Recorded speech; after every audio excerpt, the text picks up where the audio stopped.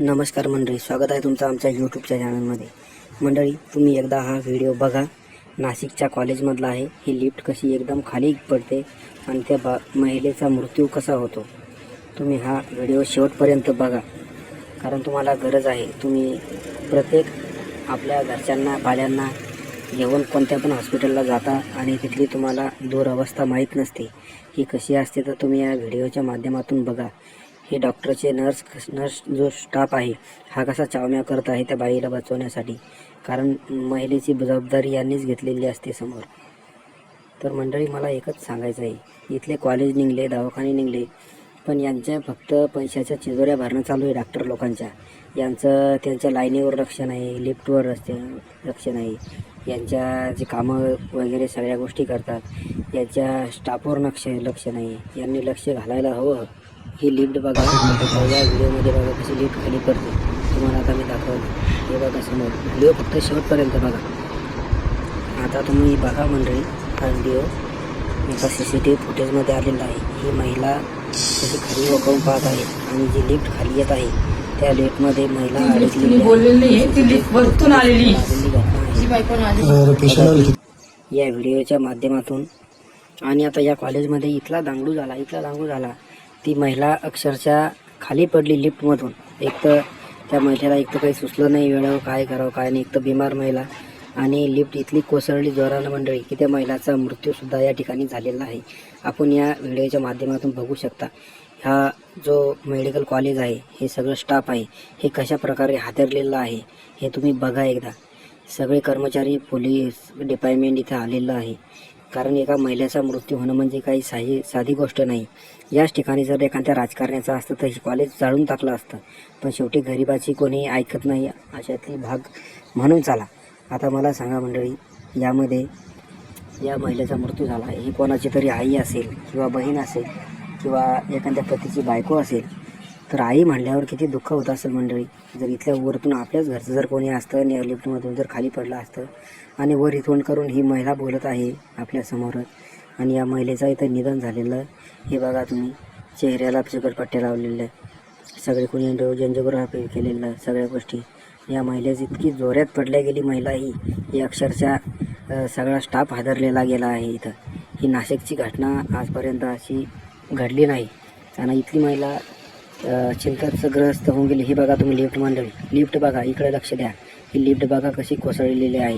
अख्खं सेटर वाकलं आणि लिफ्टच्या ज्या कांड्या कुंड्या आहेत त्या मोडून खाक झालेल्या आहे. बाई त्या महिला म्हणजे त्या खाली दबली आणि आल्हादी त्यांनी काढून घेतलं, पण शेवटी महिला काही हाती लागलेली नाही. आणि जो महिलाचा तो मुलगा आहे तो इतका चिंतित होता की सगळ्या दवाखान्यामध्ये त्याच्या किरोळ्याचा आवाज येत आहे, माझ्या आईला बचवा, माझं काही खरं नाही, यांनीच माझी आई मारली. अशा प्रकारे हा मंडळी यांचा टाहो फुटलेला आहे या मुलाचा.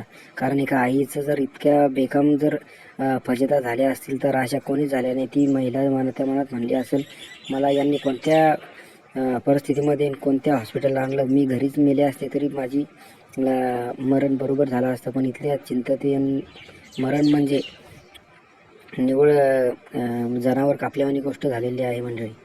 कारण चंदू जर मृत्यू झाला म्हणल्यावर या बाईचा श्वास दबला आणि लिफ्ट जर इथली कोसळली की दणकन खाली लागल्या गेलेला असा मार या महिलेला, तर याच्यापेक्षा गत्यंतर व्हायची गोष्ट म्हणजे एकच आहे मंडळी की हॉस्पिटलला कोणचं घरचं असलं तरी जीव तुटतोच मंडळी.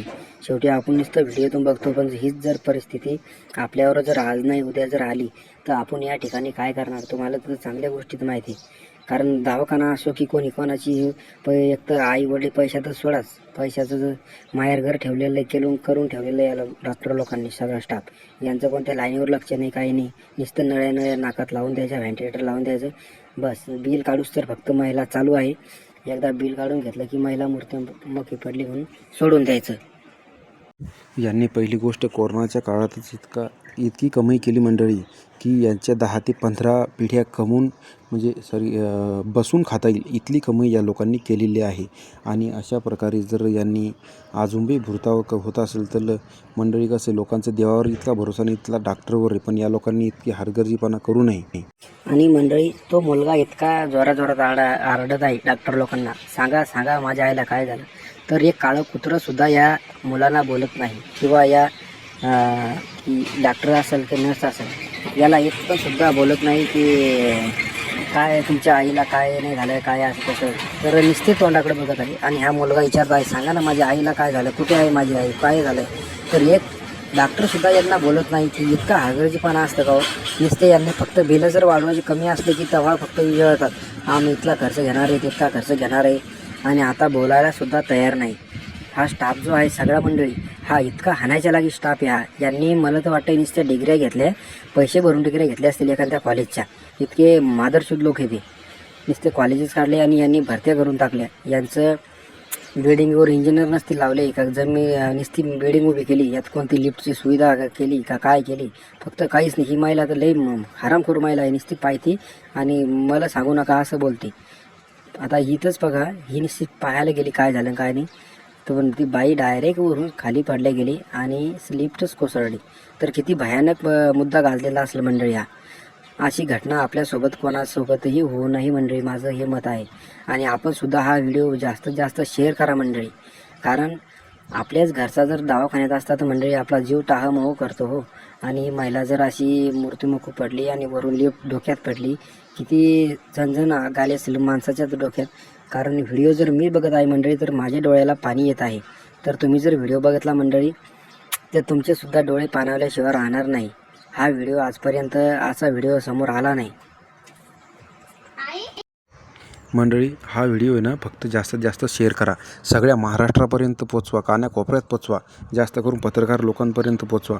कारण असे मेडिकल कॉलेज आणि दवाखाने असे गल्ली गल्लीवर झाले, पण त्याच्या सुविधा बघा तुम्ही अगोदर कशा आहे काय नाही कशा नाही.